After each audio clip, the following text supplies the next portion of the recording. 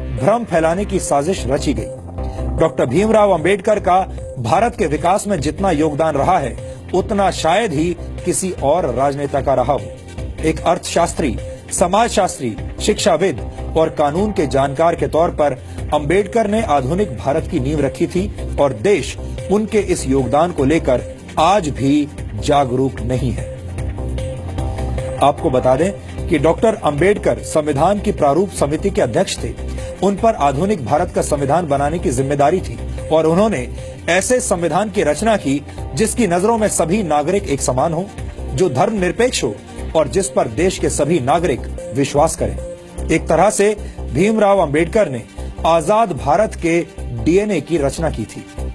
इसके अलावा डॉक्टर अंबेडकर की प्रेरणा से ही भारत के फाइनेंस कमीशन यानी वित्त आयोग की स्थापना हुई थी।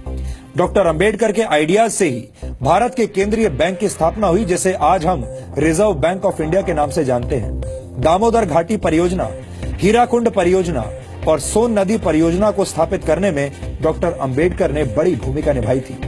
भारत में एम्प्लॉयमेंट एक्सचेंजेस की स्थापना भी डॉक्टर अंबेडकर के विचारों की वजह से ही हुई थी। भारत में पानी और बिजली के ग्रिड सिस्टम की स्थापना में भी डॉक्टर अंबेडकर का अहम योगदान माना जाता है। भारत को एक स्वतंत्र चुनाव आयोग भी डॉक्टर भीमराव अंबेडकर की ही देन है। ये वो योगदान है जिन्हें आजादी के बाद की तमाम सरकारों ने हमेशा ही अनदेखा किया है। यानी योजनाएं और विचार अंबेडकर के थे, लेकिन उनका श्रेय दूसरे नेताओं ने लूटा। यहाँ हम आपको भारत के पहले प्रधानमंत्री पंडित जवाहरलाल नेहरू और डॉक्टर भीमराव अंबेडकर के बीच चले राजनीतिक शीत युद्ध यानी पॉलिटिकल कोल्ड वॉर के कुछ उदाहरण भी बताना चाहते हैं। डॉक्टर अंबेडकर जवाहरलाल नेहरू की सरकार में प्लानिंग का मंत्रालय चाहते थे, लेकिन नेहरू ने अंबेडकर को सिर्फ कानून मंत्रालय दिया, प्लानिंग मंत्रालय नहीं दिया।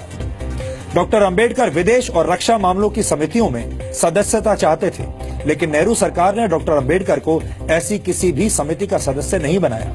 डॉक्टर अंबेडकर नेहरू सरकार की विदेश नीति से असहमत थे।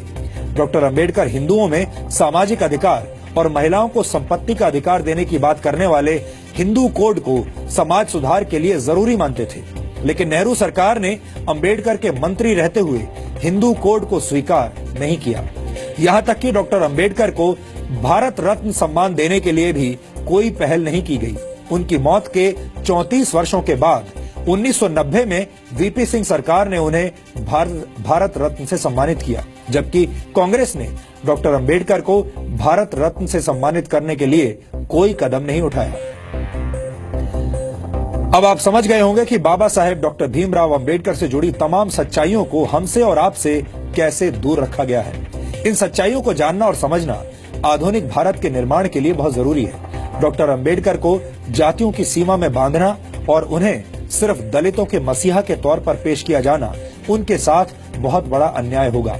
इसीलिए आज हम डॉक्टर अंबेडकर के मूल विचारों को आपके लिए डिकोड कर रहे हैं।